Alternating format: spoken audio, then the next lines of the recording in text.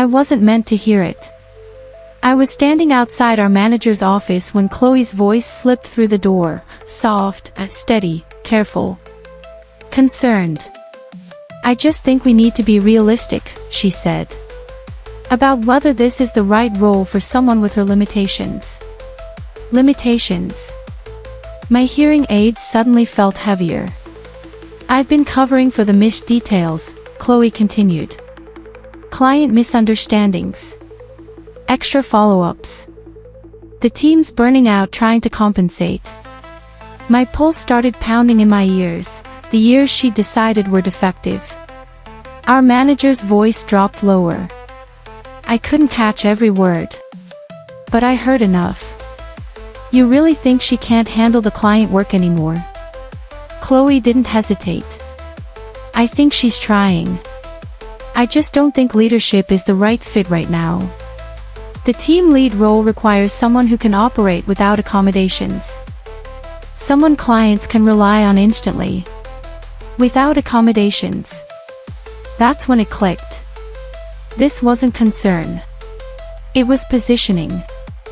Every time she'd offered to take notes, every time she'd forwarded an email, just in case I missed it. Every time she'd checked in to make sure I'd caught everything. She wasn't helping. She was building a record. And she was using my hearing loss as the foundation. My name is Nina Okafor. I'm 32. Senior data analyst. 8 years in analytics. 5 years building the infrastructure our entire department runs on. 99.7% accuracy rate. Top 5% in client satisfaction. I built the forecasting models, the automation scripts, the reporting systems no one else understood. Then 4 months ago, I woke up and couldn't hear out of my right ear. By the end of the week, my left ear started failing too. The doctor said it was permanent. Irreversible. But manageable with hearing aids and accommodations. I was terrified. Not just of losing my hearing, but of losing my career. My identity.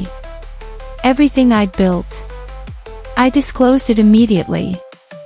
Told HR, told my manager. Told my team. Asked for accommodations. Written follow-ups to meetings. Captions on video calls. A quiet workspace for concentration. Everyone said they understood. Everyone said they'd support me. Chloe especially. She'd been my friend. Or I thought she was. Chloe and I had been hired within 6 months of each other. We'd bonded over being 2 of only 3 women on a 12-person analytics team.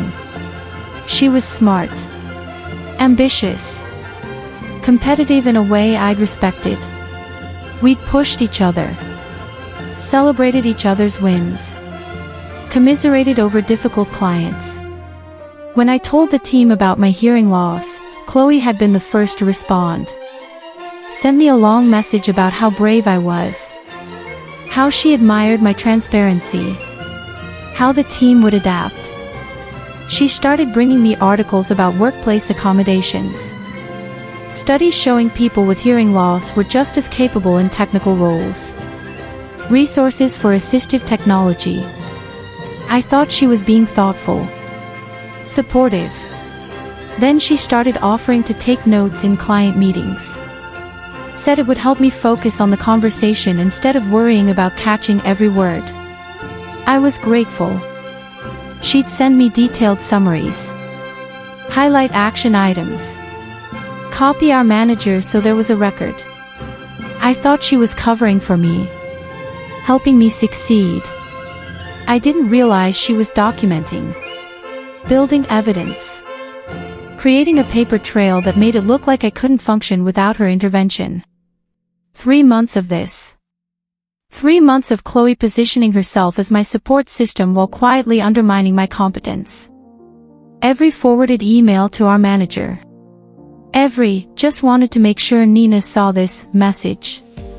Every, Nina might have missed this detail, follow-up. She was planting seeds. Making me look dependent. Incapable. And I didn't see it until I was standing outside that office door listening to her tell our manager I wasn't fit for promotion. The team lead position had been open for 2 months. Our previous lead had left for another company. Management was looking for someone internal to promote. I'd been told I was the front runner. 5 years of excellent performance. Deep technical knowledge. Strong client relationships.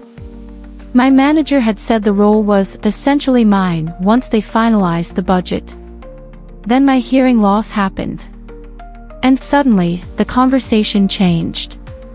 My manager started asking more questions. Whether I felt ready for the added responsibility. Whether I thought I could handle the client demands. Whether the accommodations I needed would impact my ability to lead. I'd assured him they wouldn't. That my hearing aids worked well. That my performance hadn't declined. That I was the same analyst I'd been before. Just with better assistive technology. He'd said he believed me. But his tone had shifted. Less certain. More cautious. Now I understood why. Because Chloe had been in his ear. Planting doubts. Offering herself as the solution. Positioning herself as the capable alternative to the analyst who needed accommodations. The analyst who had limitations. The analyst who was trying her best but maybe just wasn't quite fit for leadership anymore. She'd weaponized my disability. Turned my transparency into vulnerability. My accommodation requests into proof of incapacity. And she'd done it so carefully, so strategically, that our manager believed he was making a reasonable business decision. Not a discriminatory one. 3 weeks after I overheard that conversation, I was sitting in an HR meeting. The HR director. My manager. Chloe. And me. The HR director said this was about organizational restructuring. That they'd evaluated team needs and decided to redistribute responsibilities to better align with individual strengths. I was being laterally moved to a non-supervisory senior analyst position. My client-facing responsibilities would be reduced. I'd focus on back-end technical work. Chloe was being promoted to team lead. Effective immediately. She'd oversee client relationships, team coordination, and the data systems I'd built. My manager said this wasn't about my performance. That I was still valued. That this was about ensuring the right people were in the right roles. Chloe wouldn't look at me. Just sat there nodding as they explained how she'd be taking over my responsibilities. How I'd support the transition. How my technical expertise was still needed. Just in a different capacity. I didn't argue. Didn't cry. Didn't defend myself emotionally.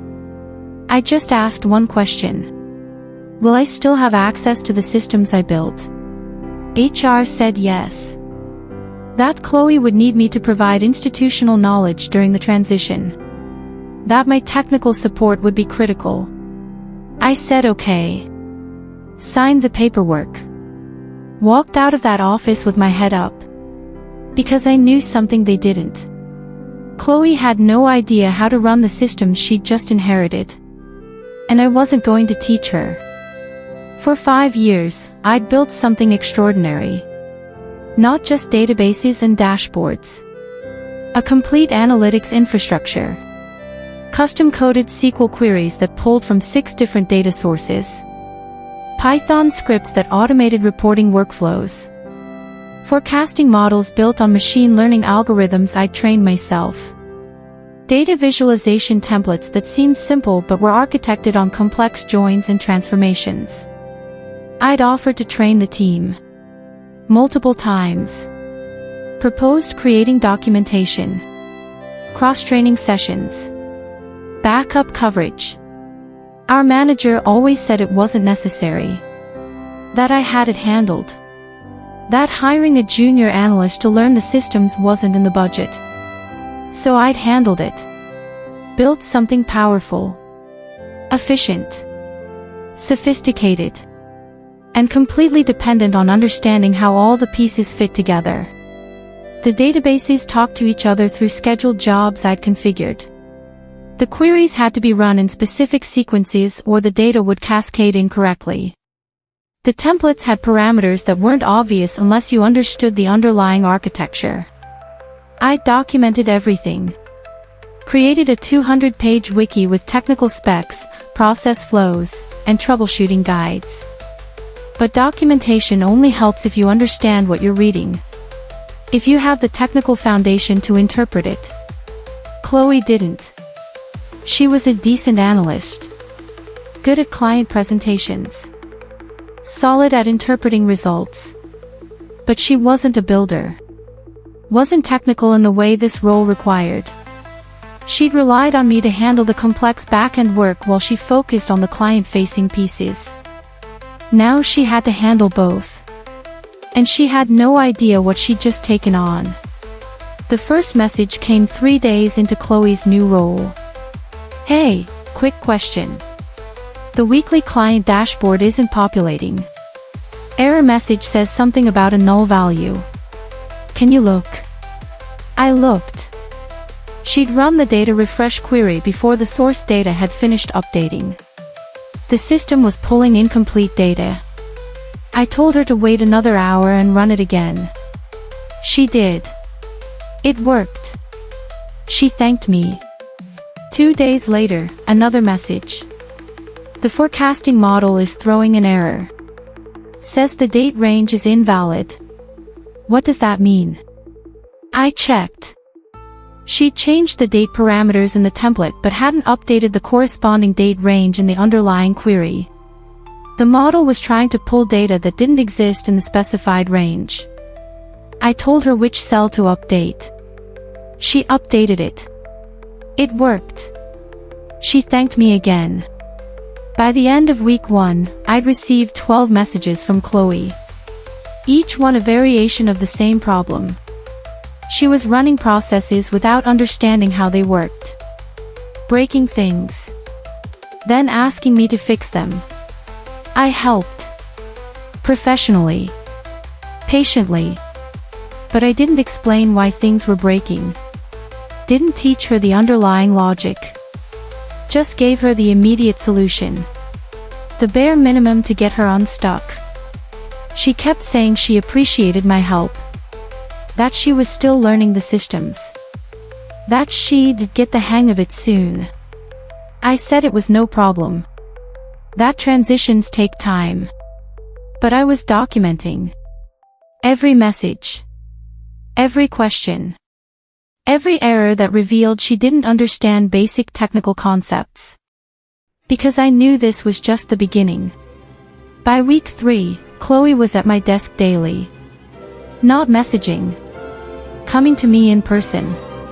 Trying to hide the panic in her voice. Can you just check this before I send it to the client? I want to make sure the numbers are right. The template isn't pulling the right data. Can you look at it real quick? I'm swamped with meeting prep. Can you just run this report for me? I checked the reports. Fixed the templates. Ran the queries. But I noticed a pattern. She wasn't asking me to teach her. She was asking me to do it. Because doing it herself meant admitting she didn't understand. And admitting she didn't understand meant admitting she wasn't qualified for the role she'd just taken. Our manager started noticing too. In team meetings, he'd ask Chloe about data quality issues. She'd say she was working on it. He'd ask about delayed reports. She'd say she was still optimizing the workflow. He'd ask about client feedback on dashboard accuracy. She'd say she was implementing improvements. All vague. All deflecting. Because she didn't have real answers. She had me. Covering for her mistakes. Fixing what she broke. Doing the technical work while she took credit for the leadership. I started keeping a log. Date. Time. Issue. What she asked me to do. How long it took. What the error revealed about her technical knowledge. 43 separate requests in 3 weeks. Each one documented. Each one proving she couldn't maintain the systems she was now responsible for. Week 4 was when clients started complaining.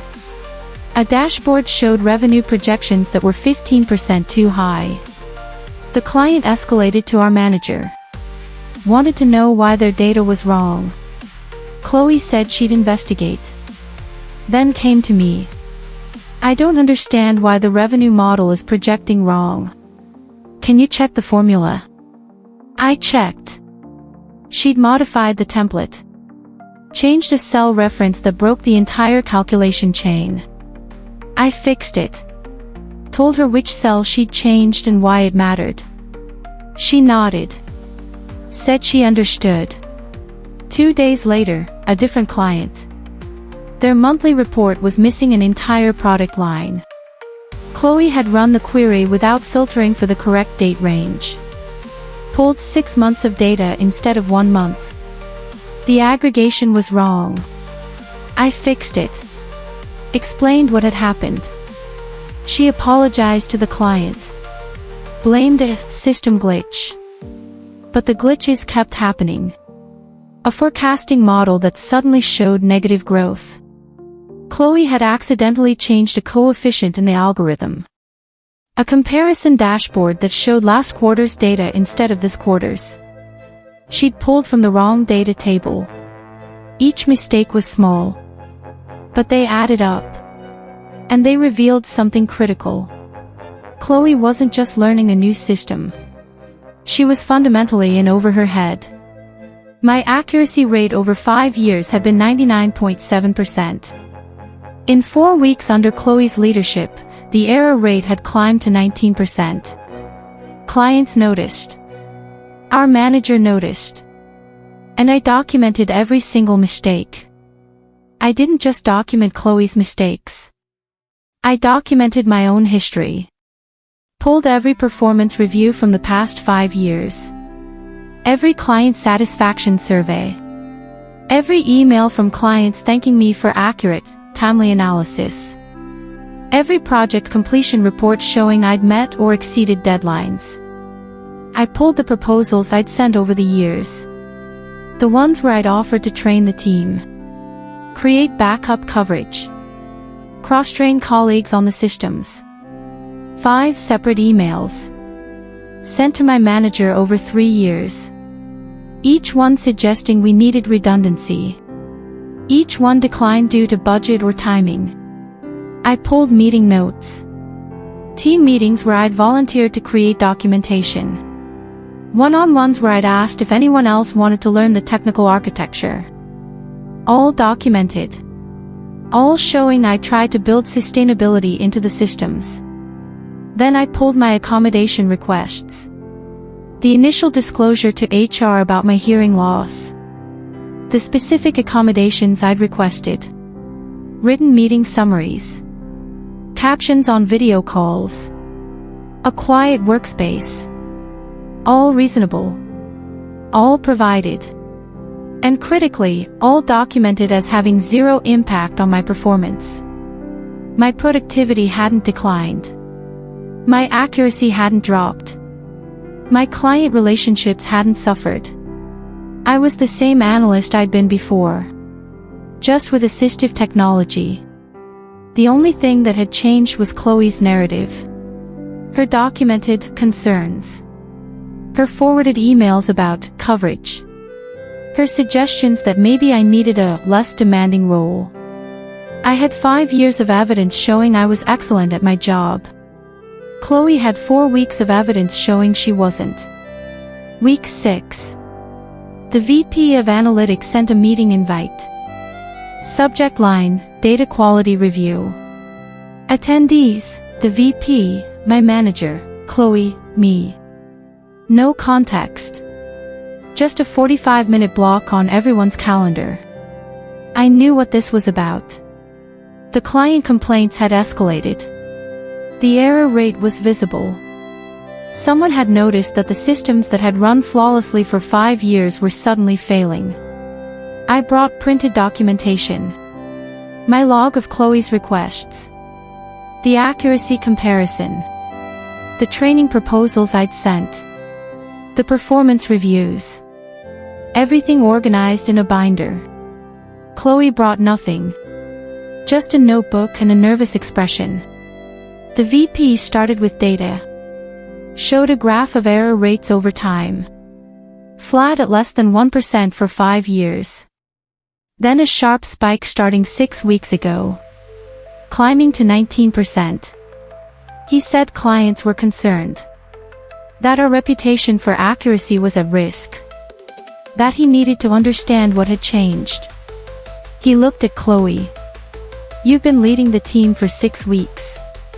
Walk me through what's happening with data quality. Chloe said the systems were more complex than she'd realized.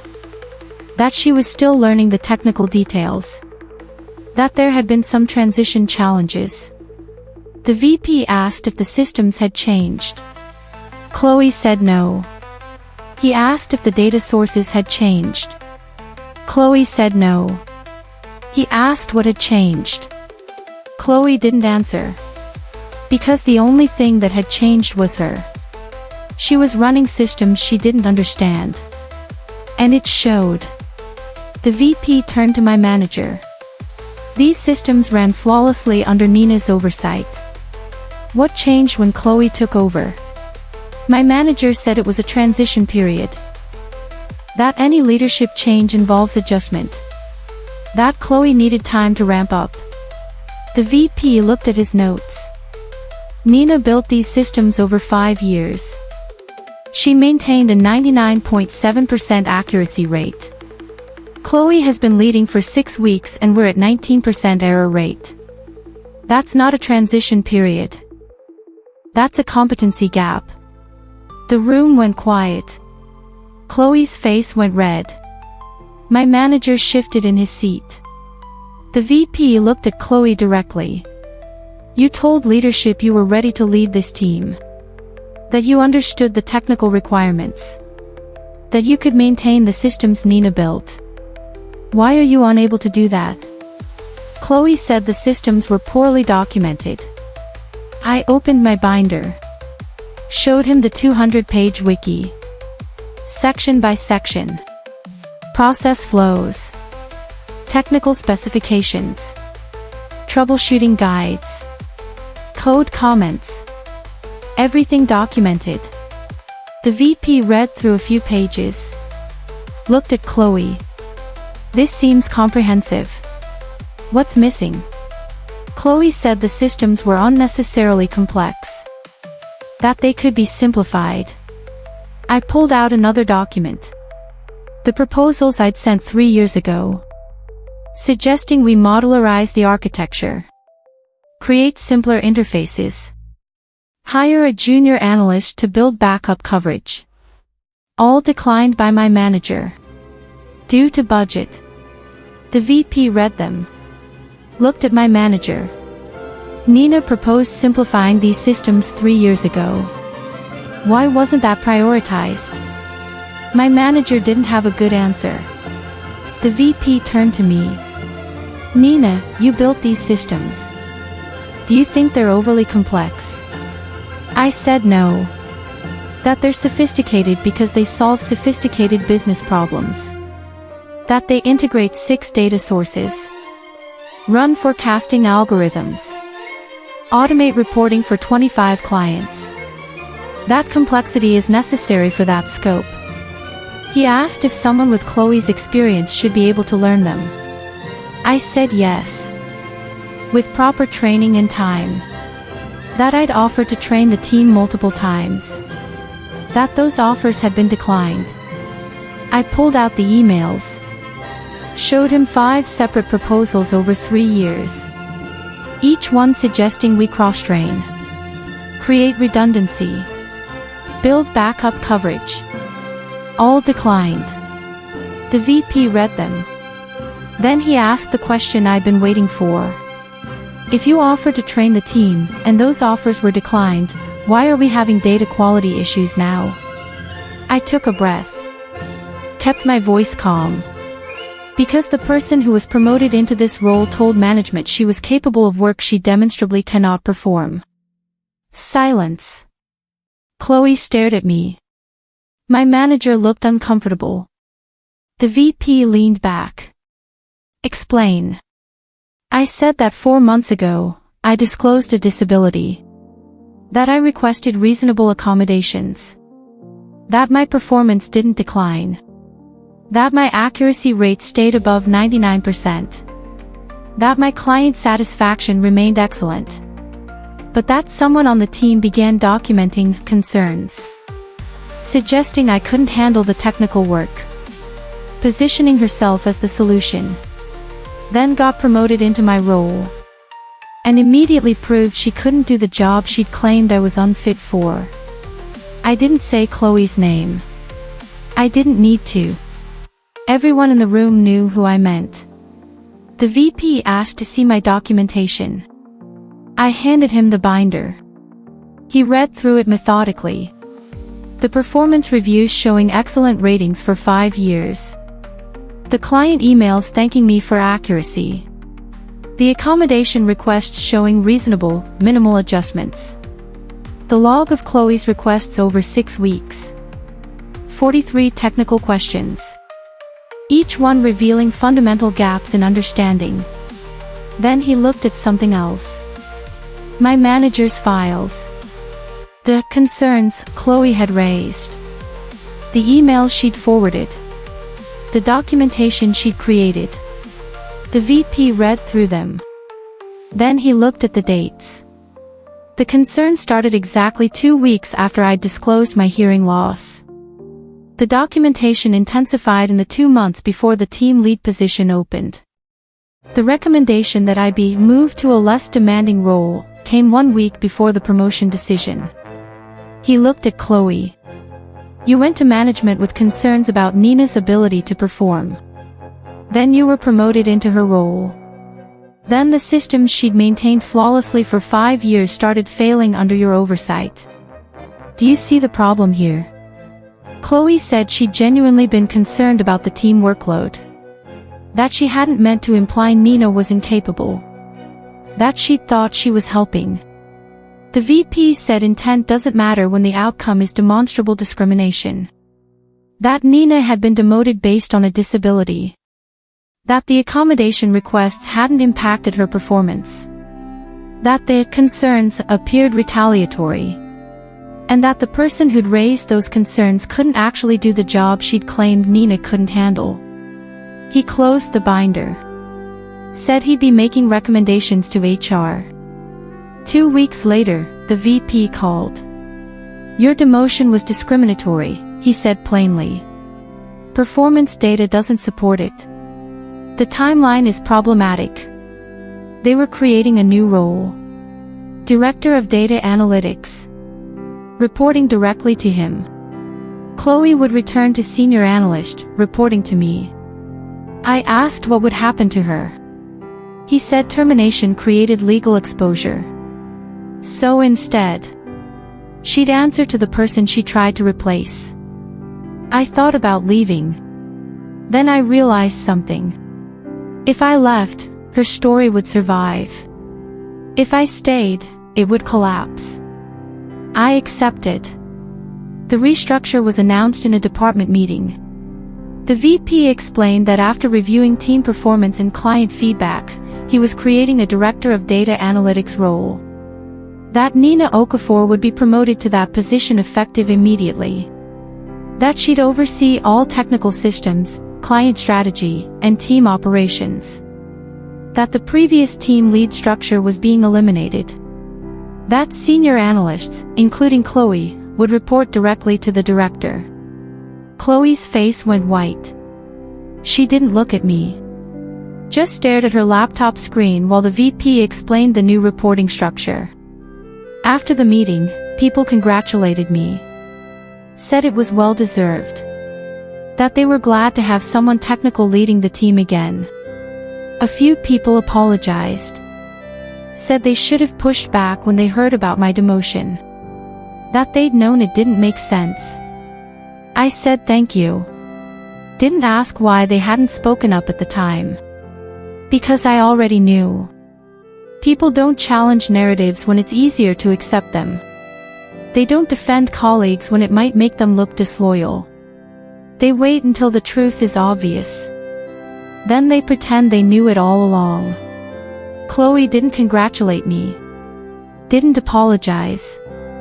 Just sent an email later that day. Subject line, transition plan. Said she'd prepare documentation on her work over the past 6 weeks. That she'd set up time to review active projects. That she wanted to ensure a smooth handoff. Professional. Impersonal. As if she hadn't spent 3 months building a case to get me demoted. As if she hadn't failed at the job she'd claimed I couldn't do. I responded. Said we'd meet Monday to review. That I'd want detailed documentation on all client projects. That I'd be auditing the work she'd completed. Professional. Impersonal. Exactly like hers. The first week as director was busy. I reviewed every client project Chloe had touched. Found errors in 8 of 12. Fixed them. Documented them. Sent correction reports to clients with apologies. Rebuilt the quality control processes she'd broken. I met with each team member individually. Asked what support they needed. What had been working. What hadn't. 3 people said they'd been covering for Chloe's mistakes. That they hadn't wanted to say anything because she was their lead. That they were relieved someone technical was in charge again. I documented those conversations too.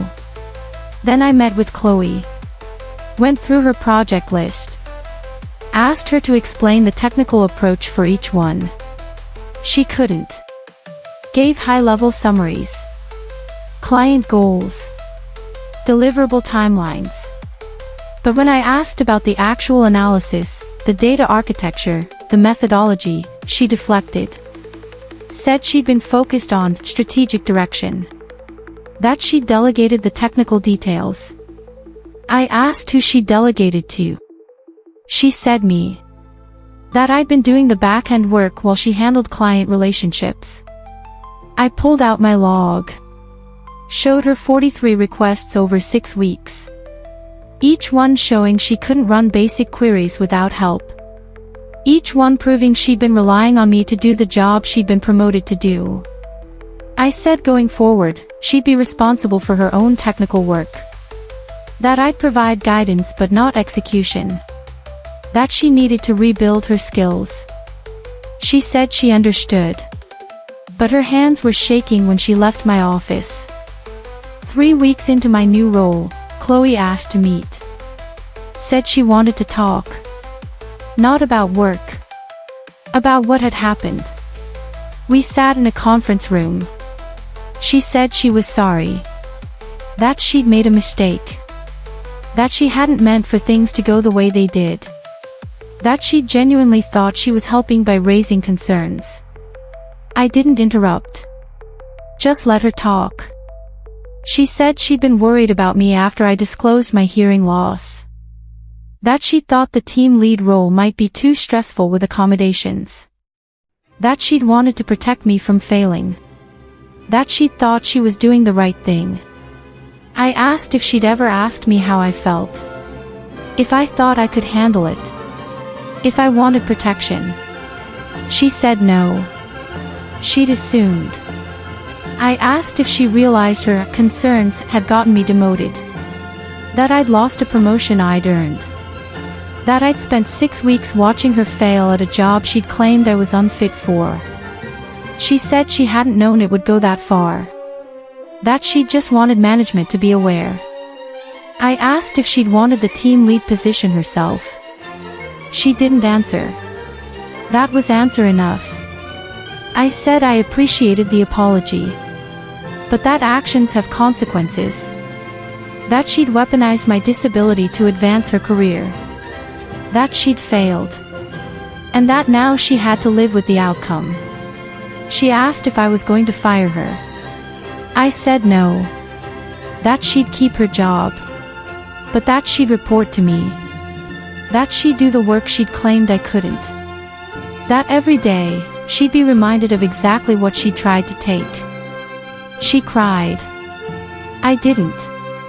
Because I'd cried 6 weeks earlier when I'd overheard her conversation. When I'd been demoted. When I'd thought my career was over. Now I was done crying. 6 months into my director role, the department is thriving. Error rates are back below 1%. Client satisfaction is at 97%. The team has expanded. I hired 2 junior analysts. Trained them properly. Created backup coverage for critical systems. The redundancy I'd proposed 3 years ago. Chloe is still on the team. Still reports to me. She's competent at the work appropriate to her skill level. Client presentations. Basic analysis. Report generation using templates I've maintained. She doesn't complain. Doesn't challenge. Doesn't create problems. But she also doesn't look me in the eye during team meetings. Doesn't volunteer for complex projects. Doesn't suggest strategic improvements. She does her job. Submits her work for review. Accepts feedback. And every time she asks me to approve a report, every time she presents analysis I've quality checked, every time she sits in a client meeting I'm leading, the dynamic is clear. She tried to use my disability to take my position. The data proved she couldn't handle the job.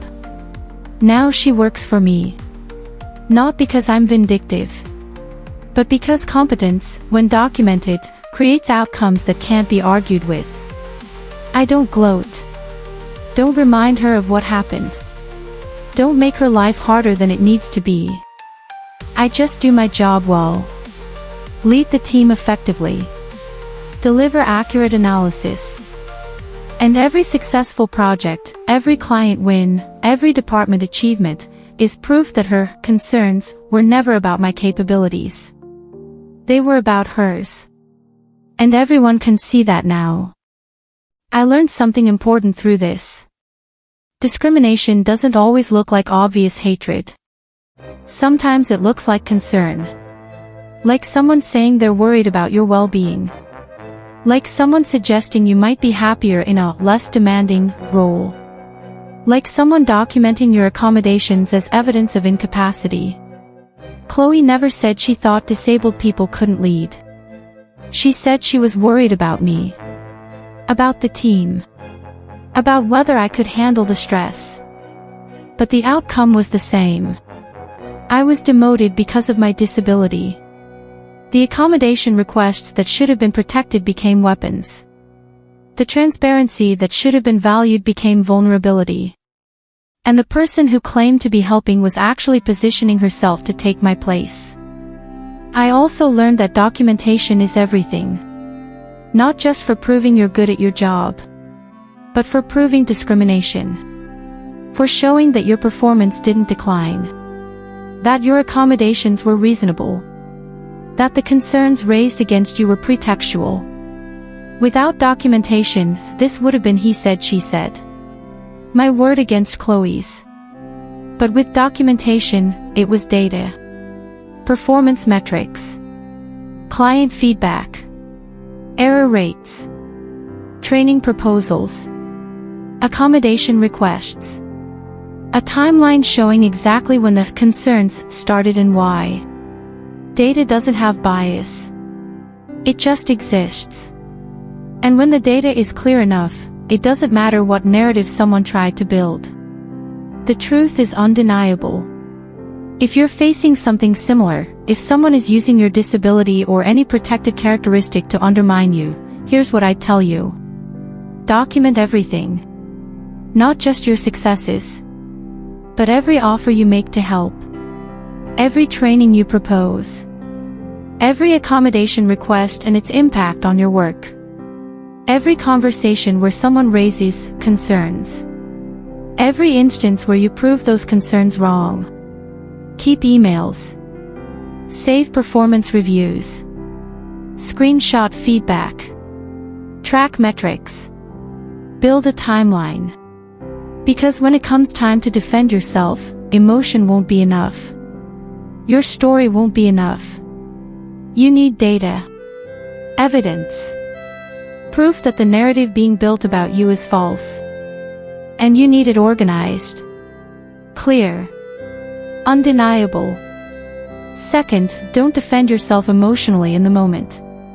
When someone raises concerns, when you're demoted, when you're told you're being moved for your own good, don't argue. Don't cry. Don't try to prove them wrong with words. Just ask questions. Get clarity on what's being claimed. Request documentation. Preserve your access to systems and information. Then build your case quietly. Systematically. With evidence that speaks louder than any defense you could offer. Third, know your rights. Understand what accommodations you're entitled to. What constitutes discrimination. What documentation you can request. Consult with HR if you trust them. If not, consult with a lawyer. Know your options before you need them. Because by the time you're sitting in a meeting being demoted, it's too late to figure out your rights. You need to know them going in. I think about that conversation I overheard sometimes. Chloe's voice through the office door. Saying I had limitations. That the team was covering for me. That maybe I wasn't fit for leadership anymore. I think about how carefully she'd built that narrative. How strategic she'd been. How she'd weaponized my disability while pretending to be supportive. And I think about how completely it backfired. Because she didn't just fail to get away with it. She proved, definitively, that everything she'd said about me was actually true about her. I wasn't the one who couldn't handle the technical work. She was. I wasn't the one who needed covering. She did. I wasn't the one who was unfit for leadership. She was. The data proved it. And now, 2 years later, I'm still the director. Still leading the team. Still delivering excellent results. And Chloe still reports to me. Still submits her work for approval. Still sits in meetings where I'm the authority. Not because I'm better than her as a person. But because I was better at the job. Because my disability had nothing to do with my competence. And because documentation, when thorough enough, creates outcomes that can't be reversed. Chloe used my disability to steal my position. The systems I built proved she couldn't do the job. Now she reports to me. Not because I sought revenge. But because competence outlasts manipulation. Every time. And the data, when it speaks clearly enough, always tells the truth.